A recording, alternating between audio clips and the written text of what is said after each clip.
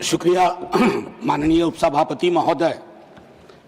Budget की इस चर्चा पर एक बुनियादी प्रश्न उठाने से पूर्व कोलकाता से प्रकाशित एक महत्वपूर्ण अखबार ने मुझसे एक लेख मांगा कि बजट से आपकी क्या उम्मीदें हैं, और मैंने लिखा कि budget should be constitutionally mandated under article 39 of Indian constitution. 1 तारीख को आर्टिकल छपा सुबह और 1 तारीख को ही बजट आना था, तो मुझे लगा कि कहीं माननीय वित्त मंत्री साहिबा ने अगर तमाम उन प्रश्नों का उत्तर दे दिया तो मेरे आलेख की प्रासंगिकता खत्म हो जाएगी। लेकिन मेरा आलेख आज भी प्रासंगिक रहा, क्योंकि उत्तर उन्होंने दिया उन प्रश्नों के नहीं जो मैंने उठाए थे।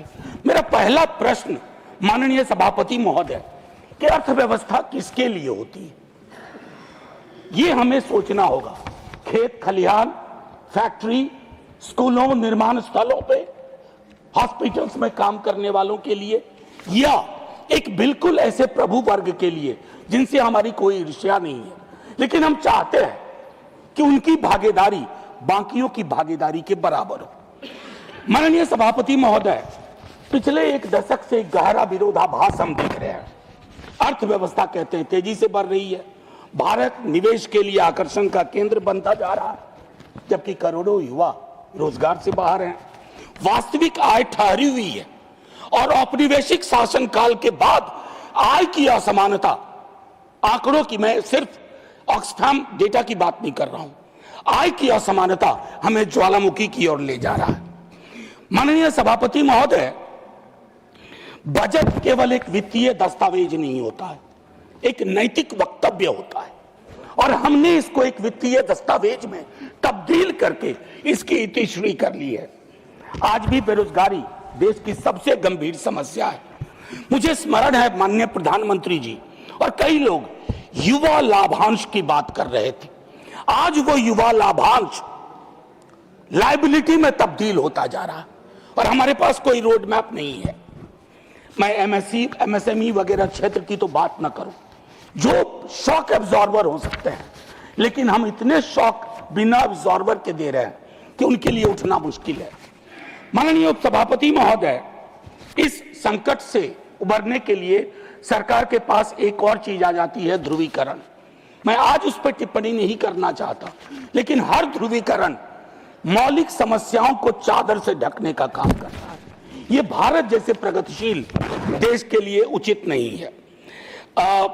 कमाल की व्यवस्था हम देख रहे हैं, ऊपर संपत्ति बन रही है, नीचे संपत्ति घट रही है, समृद्धि शून्य होती जा रही है। मैं दोबारा कहता हूं, सिर्फ ऑक्सफैम की रिपोर्ट नहीं, आप अपनी गणना करवा लीजिए। देखिए उपसभापति महोदय, जब मैंने आर्टिकल 39 की बात कही तो उसके पीछे उद्देश्य है कि आर्टिकल 39 को मद्देनजर रख करके अगर हमारे बजट की प्रस्तावना होगी तो हमारा बजट समावेशी होगा, अन्यथा समृद्धि के 5 टापुओं की गाथा को हम देश की गाथा बताते रहेंगे, जो उचित नहीं है। ये बेईमानी है, ये अन्याय है। माननीय सभापति महोदय, अगर आर्टिकल 39 के नजर से देखें तो रोजगार के बिना विकास एक भ्रम सा है। अभी हाल के दिनों में माननीय उपसभापति महोदय, गिग प्लेटफॉर्म वर्कर्स की बात हुई।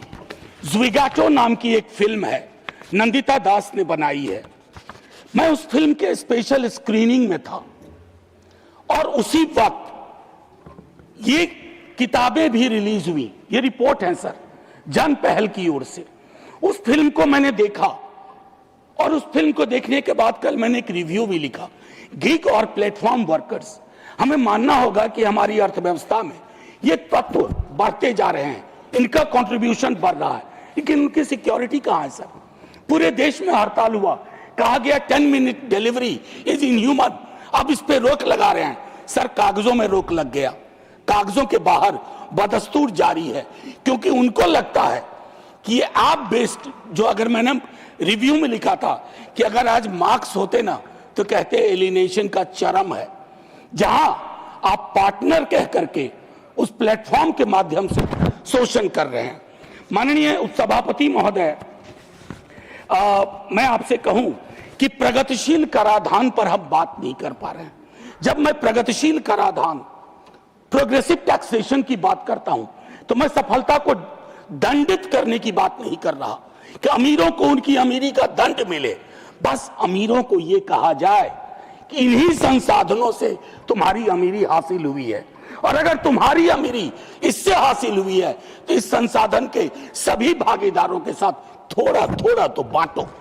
अगर उसको नहीं बांट रहे हैं तो ये इस तरह का पिरामिडल स्ट्रक्चर होगा पिरामिड का, जहां बेस ही एक दिन गायब हो जाएगा। माननीय उपसभापति महोदय, विकास को केवल जीडीपी की दर से नहीं आंका जा सकता।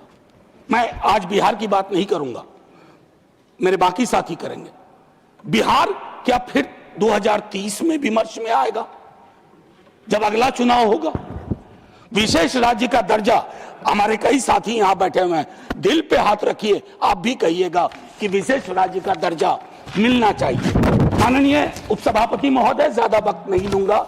जब वक्त थोड़ा बुरा होता है तो वक्त भी गुजरता है और वक्त के बीच से हम भी गुजर जाते हैं। मैं सिर्फ इतना कहना चाहूंगा कि जब मैं कहता हूं कि अत्यधिक असमानता सामाजिक विश्वास, भरोसे को खत्म करती है, ज्वालामुखी की ओर ले जाती है, लेकिन हमारे पास दूसरा विकल्प है, अगेन अंडर आर्टिकल 39, और वो विकल्प है माननीय सभापति महोदय, न्याय के साथ विकास।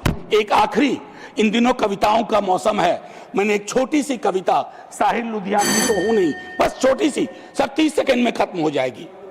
माननीय सभापति महोदय, फिर एक बजट प्रस्तुत किया गया, कागजों पर संयत, सदन में उम्मीद की भाषा, कहा गया आम आदमी का बजट है, और मैं आमो खास में परेशान हूं। लेकिन आम आदमी आज भी कतार में खड़ा है, राशन के लिए, इलाज के लिए और काम की प्रतीक्षा में। इस बजट में आंकड़े बोलते हैं, अनुभव नहीं। धन्यवाद। पर यह नहीं बताया गया देश तेजी से आगे बढ़ रहा है, पर यह नहीं बताया गया यह प्रगति किसे साथ ले जा रही है और किसे बहुत पीछे छोड़ रही है। सर, एक अबोध बालक की जिद समझिए, बस 20 सेकंड। चंद बड़े घरानों के बढ़ते मुनाफे राष्ट्रीय उपलब्धि, जबकि किसान, मजदूर और बेरोजगार युवाओं की जिंदगियां संरचनात्मक सुधार, शिक्षा, स्वास्थ्य और रोजगार तीनों को वित्तीय अनुशासन और धैर्य का एक और साल। माननीय सभापति महोदय, यह केवल एक बजट नहीं, एक राजनीतिक फैसला है कि नीति किसके लिए बनेगी और किससे कहा जाएगा कि चुपचाप 1 साल और इंतजार